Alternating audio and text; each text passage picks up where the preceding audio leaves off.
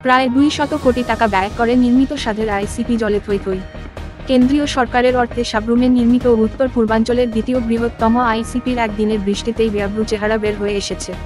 প্রথম থেকেই বলা হয়েছিল সাব্রুমের আইসিপি নির্মাণে ব্যাপক ঘোটালা হচ্ছে, কিন্তু কে শুনে কার কথা? সব তো দিল্লিওয়ালার কারবার। রাজ্যের সরকারের কোনো হাত নেই। প্রকল্প হচ্ছে রাজ্য সরকারের জমিতে, আর ঘোটালা করে পার পেয়ে যাচ্ছে বহিরাজ্যের ঠিকাদার সংস্থা। এক আজব প্রশাসনিক কর্মকাণ্ড। আগামী দিনে এই প্রকল্পের কি ভবিষ্যৎ তা রাজ্যবাসী জানে না। বর্ষার প্রথম বৃষ্টিতে জলমগ্ন সাব্রুমের তথাকথিত উন্নয়নের চিত্র।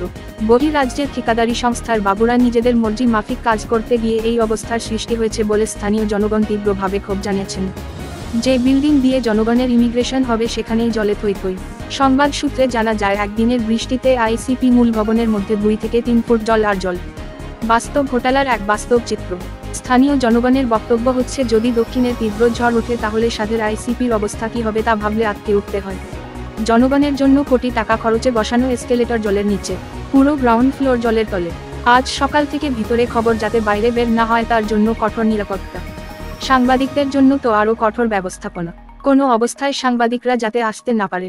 বহিরাজ্যের তাবর তাবর প্রকৌশলীরা দৌড়ঝাঁপ, জোড়াতালি দিয়ে নিজেদের ব্যর্থতার ঢাকতে ব্যস্ত কর্তা ব্যক্তিরা। এইভাবে রাজ্যের একটা সম্পদে বহিরাজ্যের ঠিকাদার সংস্থা 3 নম্বরই কাজ করে পালিয়ে যাবে।